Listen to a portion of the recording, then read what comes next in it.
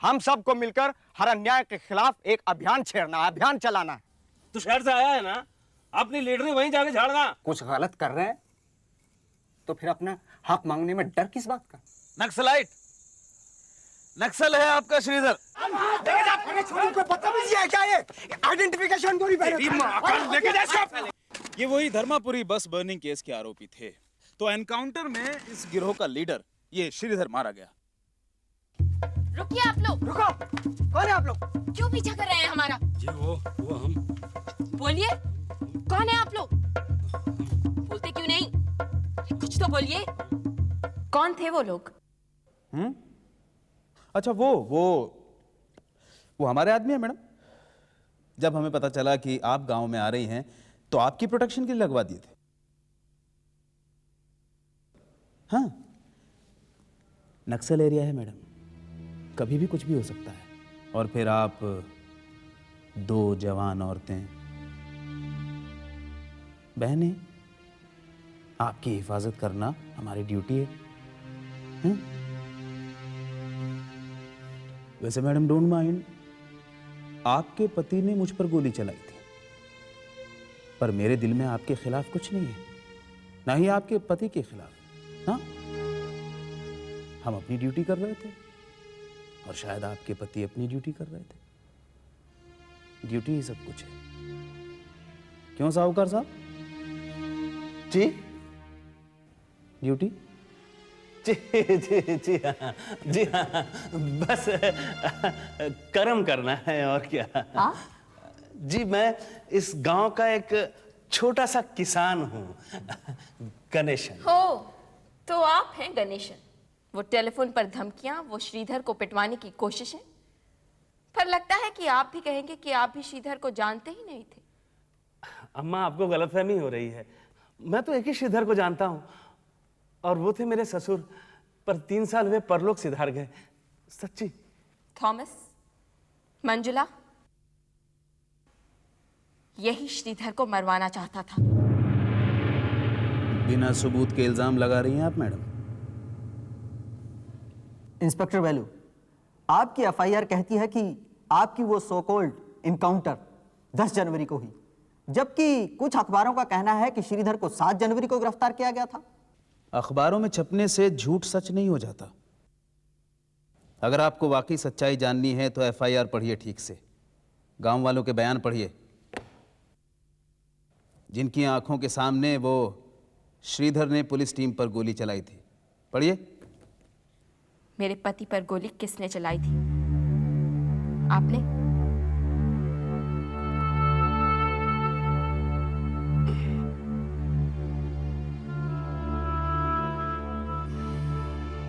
Police force एक है madam, किसकी बंदूक से गोली चली कोई फर्क नहीं पड़ता। Duty is duty. मैं नहीं मानती, इट्स इम्पॉसिबल।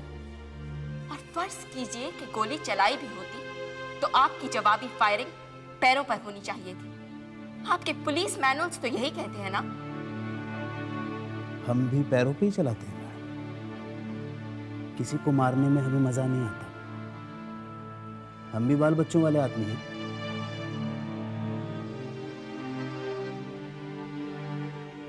शुक्रवार का उपवास रखता हूँ। हाँ। पर नक्सल श्रीधर बैठकर गोली चला रहा था, बैठकर। मैं दिखाता हूं आपको, देखिए ऐसे। हाँ, ये ऐसे, यहाँ बिल्कुल नीचे बैठ के ऐसे ऐसे गोली चला रहा था। और ऐसे ही भागते भागते गोली भी चला रहे थे। आपका ही एफआईआर रिपोर्ट कहता है कि गोली भागते समय लगी। क्यों इंस्पेक्टर? हाँ हाँ हाँ, बैठते बैठते भाग रहे थे, भागते भागते बैठ रहे थे।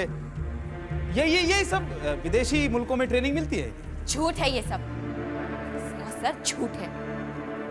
गांव वालों का बयान भी झूठ है और आपकी एफआईआर रिपोर्ट भी झूठ है। 2 गोलियां, एक सीने में और दूसरी पीठ पर। समझते क्या है आप लोग कानून को? कुछ भी कर सकते हैं। मुझे शिवा से मिलना है, वही सब सच सच बताएगा। क्यों? शिवा से क्यों मिलना है? ये बयान है उसका, पढ़िए। ये लीजिए। झूठ है ये सब। मुझे कुछ नहीं पढ़ना, मैं उसी से जाकर मिलना चाहती हूँ। मैडम, ये नौटंकी नहीं है, पुलिस स्टेशन है। मैं जानती हूँ कि ये पुलिस स्टेशन है। इंस्पेक्टर वेलू ने वंदना और फैक्ट फाइंडिंग टीम को शिवा से मिलने से काफी रोका और बहाने बनाए, पर वंदना वकालत पढ़ती थी और कानूनी दावपेच से वाकिफ थी। उसने मर्दनहली आने से पहले ही कोर्ट से शिवा से मिलने की अनुमति प्राप्त कर ली थी। मुझे कुछ नहीं कहना, जो कुछ कहना था वो मैंने इंस्पेक्टर साहब को बता दिया है। लेकिन वो तो सरासर झूठ था शिवा। शिवा इधर देखो, देखो शिवा, शिवा।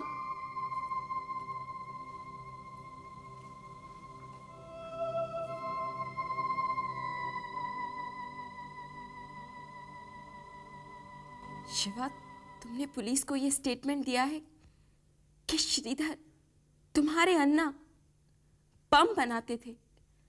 उन्होंने पुलिस पर फायरिंग की, बसें जलाई। शिवा, तुम्हारे अन्ना मारे गए हैं। गोलियों से सीना छलनी कर दिया गया है उनका। उन पर कई तरह के गलत इल्जाम लगाए जा रहे हैं। मुझे उन लोगों ने बहुत मारा, बहुत धमकियां भी दी। अगर मैं उनके साथ नहीं दूंगा तो वो मेरे माँ बाप को जिंदा जला देंगे। किसने किसने धमकियां दी तुम्हें? बताओ, बताओ शिवा। नक्सलों ने, श्रीधर और उसके साथियों ने।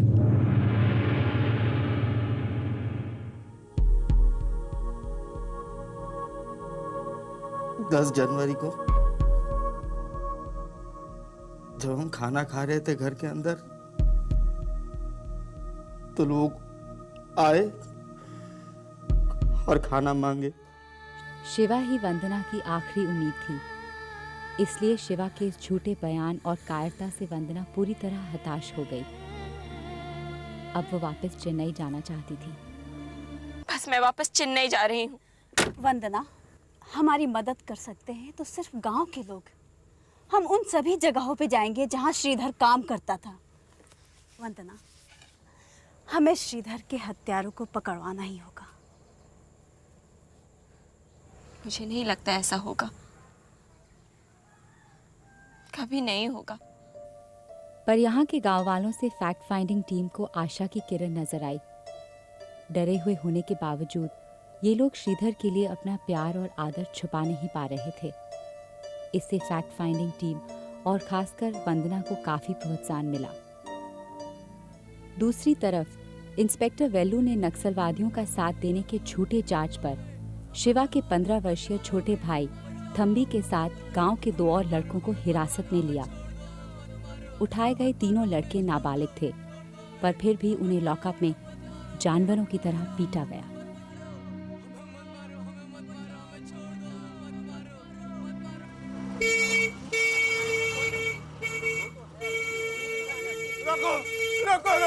रोको साहब, रोको। क्या हुआ, क्या हुआ? हमारी क्या हुआ, मदद मलिना? करो। हमारे बच्चे के साथ गांव के 2 बच्चे को पुलिस पकड़ के लेके गई है। उनने कुछ नहीं किया अम्मा, उनने कुछ नहीं किया। कुछ नहीं किया तो पुलिस पकड़ कर क्यों ले गई? वो साहूकार गणेशन के दरवाजे पे जाके नारे लगा रहे थे, बोल रहे थे श्रीधरन जिंदाबाद, श्रीधरन अमर रहे, और कोई गलत काम नहीं किया अम्मा। श्रीधरन होते तो जरूर बचा लेते अम्मा, जरूर बचा लेते। वो छोटे से बहुत प्यार करते थे अम्मा, बहुत प्यार करते। श्रीधर अन्ना? कौन श्रीधर अन्ना? आप तो किसी श्रीधर अन्ना को नहीं जानते। हाँ मल्लीनाथ, आपने तो खुद पुलिस को यह बयान दिया है कि श्रीधर आपके घर जबरदस्ती घुस आया बंदूक लेकर, और उसने आप लोगों को धमकी दी। नहीं अम्मा, नहीं, हमें माफ कर दो, हमसे गलती हो गई, पर इस वक्त हमारे बच्चों को बचा लो, हमसे गलती हो गई। पुलिस वालों से धमकाए जाने के बावजूद गांव वाले फैक्ट फाइंडिंग टीम के पास मदद के लिए इसलिए पहुंचे क्योंकि उनके पास कोई चारा नहीं था। सवाल उनके बच्चों की जिंदगी का था। आपको उन बच्चों के अपहरण की कंप्लेंट लिखनी पड़ेगी। बच्चे हैं वो, नक्सल हैं, नक्सल। धर्मापुरी में जो 2 बसें जली थी उसमें आपके पति का साथ दिया था इन्होंने। ये गणेशन के घर पे हमला करने की तैयारी कर रहे थे। अरे बोलिए ना। जी हाँ, बिल्कुल बिल्कुल। हाँ, पुलिस पार्टी पे पथराव किया था उन्होंने, जानते हैं आप? बम बम नहीं फेंके, गोलियां नहीं चलाई, भागते भागते बैठते बैठते, और आपकी गोलियों से कोई छलनी नहीं हुआ। ऐसे ही बचाव में इंस्पेक्टर, उन बच्चों का डिटेंशन गैर कानूनी है। वो तीनों ही 15 साल से कम उम्र के हैं। सबके सब 18 साल से ऊपर हैं। मैं सबूत दे सकती हूँ और ये साबित कर सकती हूँ कि आपने और आपके कांस्टेबल्स ने उन्हें यहाँ बंद कर रखा और उनको यातनाएं दी। भारी पड़ेगा इंस्पेक्टर, बहुत भारी पड़ेगा। मैं चलता हूँ।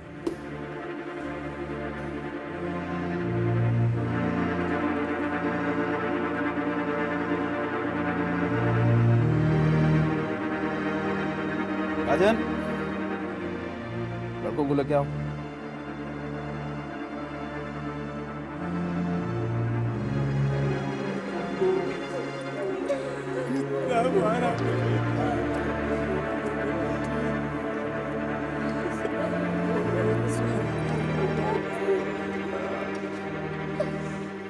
इंस्पेक्टर वेल्लू के चंगुल से बच्चों को निकालने के बाद गांव वालों का फैक्ट फाइंडिंग टीम और खासकर वंदना की तरफ नजरिया बदल गया। फिर भी वो डर और दहशत के माहौल से बाहर नहीं आ पा रहे थे। अम्मा, आपने हमारे बच्चों को बचाया, आपकी बड़ी मेहरबानी। अब हमारे बच्चों ने कोई गलत काम नहीं किया, कोई गलत काम नहीं किया। पर मेरे पति ने तो गलत काम किया था ना, है ना मल्लीनाथ? आप लोगों के लिए अपनी जान दे दी उसने।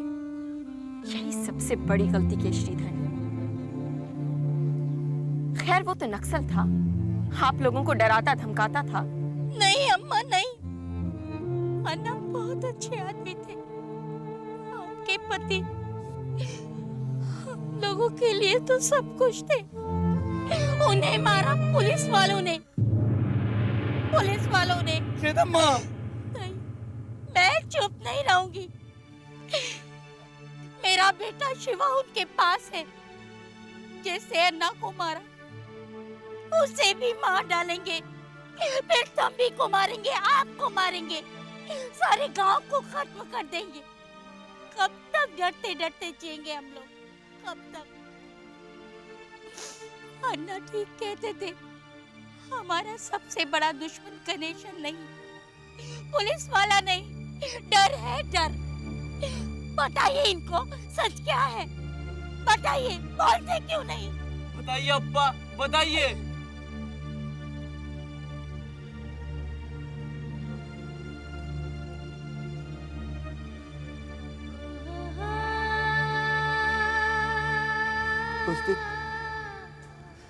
उस दिन पुलिस को जो मैंने बयान दिया था, वो झूठ था। उस दिन जब पुलिस श्रीधरनाथ, शिवा, बालन और मंसूर को पकड़कर ले जा रही थी, तब छोड़िए! अरे जाओ, पकड़ को लेके जाओ। 3 दिन तक श्रीधरनाथ और शिवा का कोई पता नहीं चला। पुलिस वालों ने हम लोगों को धमकी दे रखी थी, अगर हमने किसी से कुछ कहा या किसी से कोई शिकायत की तो फिर उसके 3 दिन बाद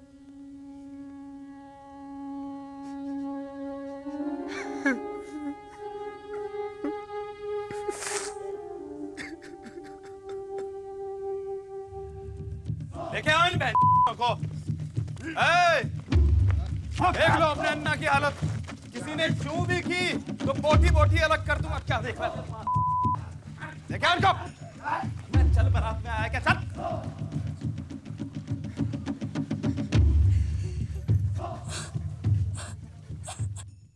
अन्ना और शिवा को उन लोगों ने बहुत मारा। वो दोनों पानी मांग रहे थे, पर पुलिस वाले ने उन्हें देने से मना कर दिया। अन्ना बहुत अच्छे थे, वो हम लोग के लिए लड़ रहे थे। लेकिन उन्हें भी पुलिस वाले ने मार दिया उन्हें भी पुलिस वाले ने। नहीं नहीं, हमने मारा है अन्ना को। अन्ना की मौत के लिए हम जिम्मेदार हैं। हम जिम्मेदार हैं, हम जिम्मेदार हैं। अन्ना की मौत के लिए हम जिम्मेदार हैं। चल शिवा मेरा बच्चा छोड़ दो, ना डाले उसे।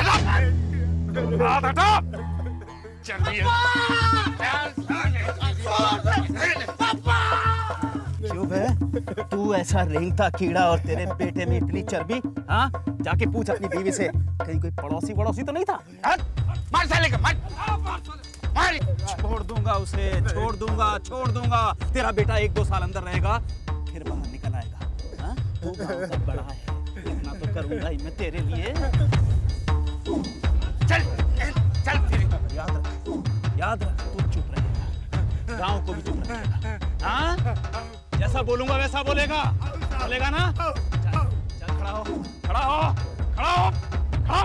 उठ यहाँ से, उठ जा यहाँ से और सीधा गांव चला जा। पीछे मुड़कर भी देखा तो तेरे शिवा के छोटे छोटे टुकड़े कर दूंगा, इतने।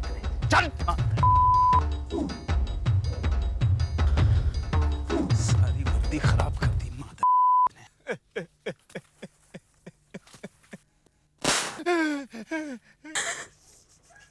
उन्होंने मेरे शिवा को भी बहुत मारा, पर वो हार मानने वाला नहीं था।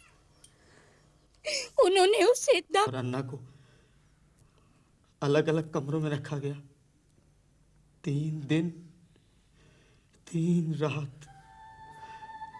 मुझे और अन्ना को बहुत मारा, बहुत बार अलग अलग तरीकों से। तीनों दिन मेरे आंखों पर पट्टी थी, कुछ नहीं दिखता था, सिर्फ सुनाई देता था। सवाल पूछे जाते थे। कौन है तुम्हारा ग्रुप लीडर? अन्ना की चीखें सुनाई देती थी। बोल। और फिर हमारी पट्टी खोली गई। क्या उनको? जल्दी।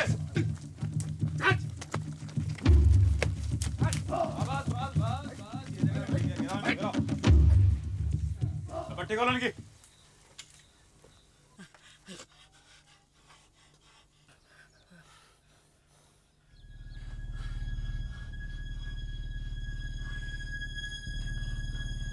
ये क्या कर रहे हो इंस्पेक्टर? इसने कुछ नहीं किया इंस्पेक्टर, मुझे मारो ना। नहीं अन्ना, ये क्या कह रहे हो? कुछ नहीं किया, मैं तुमसे कह रहा हूँ ना, मुझे मारो। हिम्मत है तो मुझे मारो ना। मुझे मारियो, खाते तो मार साले, मार साले। इसने कुछ नहीं किया, मैं तुमसे कह रहा हूँ, तुम्हारी दुश्मनी मुझसे है ना, मुझे मारो। प्रॉब्लम मुझसे है ना, मुझे मारो। इसको क्यों मार रहे हो? तो बेचारा छोटा सा बच्चा है।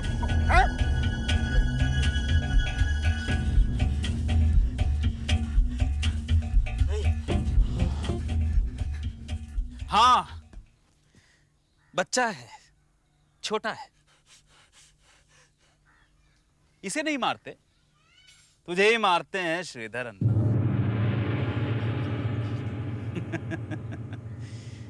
अन्ना।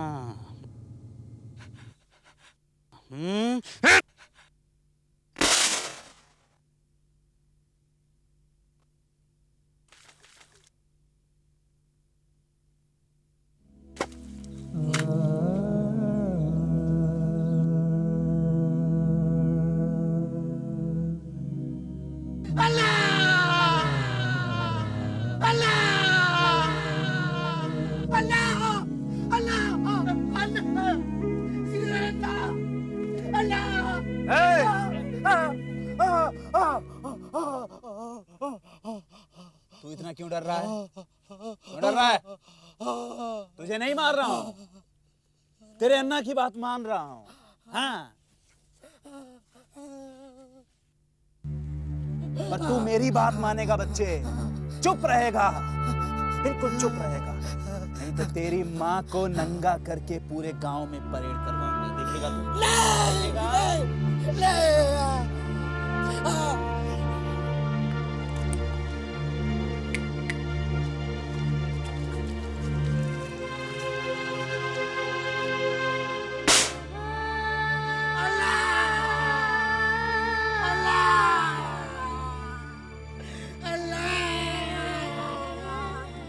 अल्लाह को मेरे सामने मार डाला, अब मैं कुछ नहीं कर सका। बुज़दिल हूँ मैं। अपने आप को बुज़दिल कभी नहीं कहते शिवा। तुमने सच बोलकर अपनी बहादुरी का सबूत दिया है। तुमने अपने अन्ना का नाम रोशन किया है शिवा।